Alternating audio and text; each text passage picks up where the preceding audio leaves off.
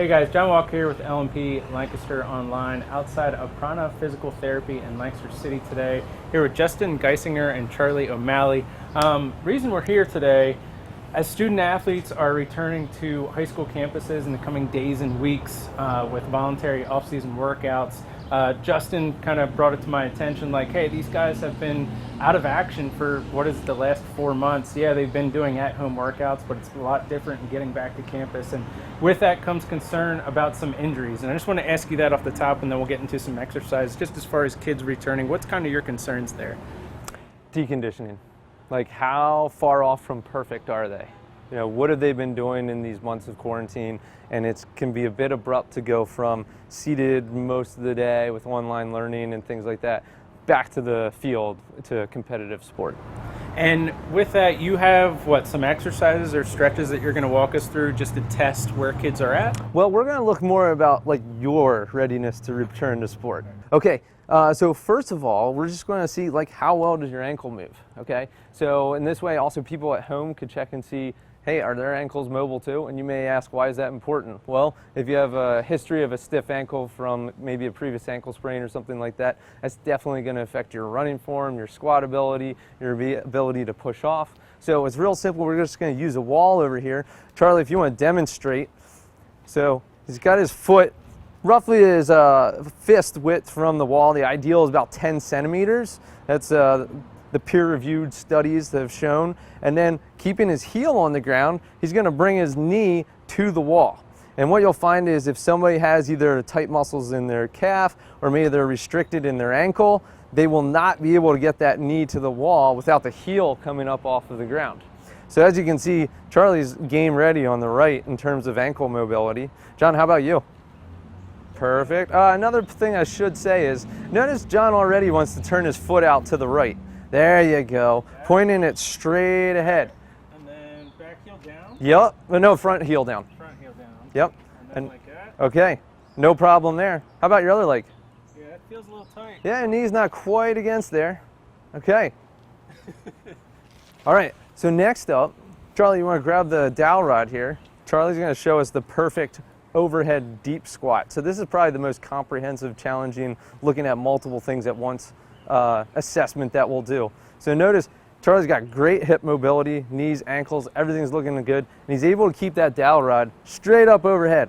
Oftentimes what you'll see is that dowel rod comes way forward because they just don't have shoulder mobility to do that, or they're lacking core control or hip strength, whatever the reason, but that right there is what we are looking for. John, how about you? Yeah, can you go a little lower? We'd like to see the thighs break parallel. Good. But notice how far forward that dowel rod is compared to where Charlie was. You want to try and get that straight up to the sky. Oh, way back further. Yeah, that's a little bit harder. So we're going to use this wall again and look at what your shoulder mobility is like. This will be really important, let's say, if you're a wide receiver, quarterback, baseball player. What is that range of motion in your shoulder? For every 5 degrees of flexion that you lose, that's a higher risk of injury. So, Charlie, again, you want to show us? He has very mobile shoulders. So now what he's doing is he's got his back flat against the wall. Charlie, can you show us how some people might cheat and compensate and they really arch their back there? And now go ahead and take those arms straight up overhead. So notice his elbows are straight, no problem. He goes straight up against the wall. Yeah, can you straighten out those elbows a little bit more? And I can see daylight there and your low back coming through. And notice we got a little bit right there, yeah. So you might got some tightness maybe in your lats, maybe some thoracic spine restrictions. Any number of things could be limiting that overhead flexion.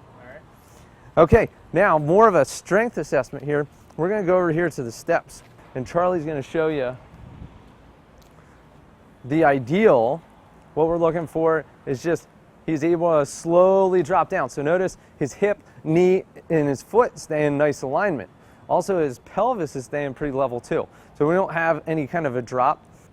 You have both legs straight, right? Correct. Like that? Yep. All right, do that one more time. Can you do it a little slower? Sure. Yep. So you're essentially seeing if this knee will stay straight. Right. Okay, so now we're going to look at a big medical term here called the Thomas test. That's right, the Thomas test. And this is really just looking at what's the mobility like of your hip flexors.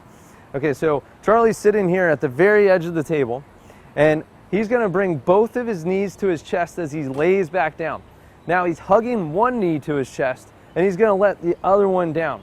And so oftentimes, if somebody is really restricted here, well, he's the gold standard. He's got the great mobility. Notice his thigh is pretty much parallel to the floor, and his knee is 90 degrees. Oftentimes, if somebody has some restrictions in their hip or their quadricep, the foot will come further out, or his knee won't be able to get down where his thigh is parallel with the floor. Yep, and then you're going back down. Bring both of your knees to your chest first, then pick one, hug it to your chest, hug it tight to your chest, there you go, and just let that leg relax. Okay, so again, notice we got a lot of daylight underneath here. So how does that feel? Do you feel any tension there on the front of your leg? Now, if I add some pressure there, okay, now you're at parallel. Yeah, so you can feel that. Go ahead and switch your legs. Okay, same thing. As he brings that knee to his chest, notice we're not at 90 degrees here at his knee. If he bends that, you probably feel some pressure. Yep, and then if we add a little bit more pressure here, then he's gonna feel it up in his quad. Maybe at home, take a look, how are you at doing these things? You know, these aren't super complicated movements, but it just kind of gives you a chance to see how far off from you being perfect are you. Maybe you're almost there, but hey, you got that stiff ankle, stiff shoulder. If you need some physical therapy to help you to get it the rest of the way, think about us and hit that new PR for your running time or the longest drive on the golf range.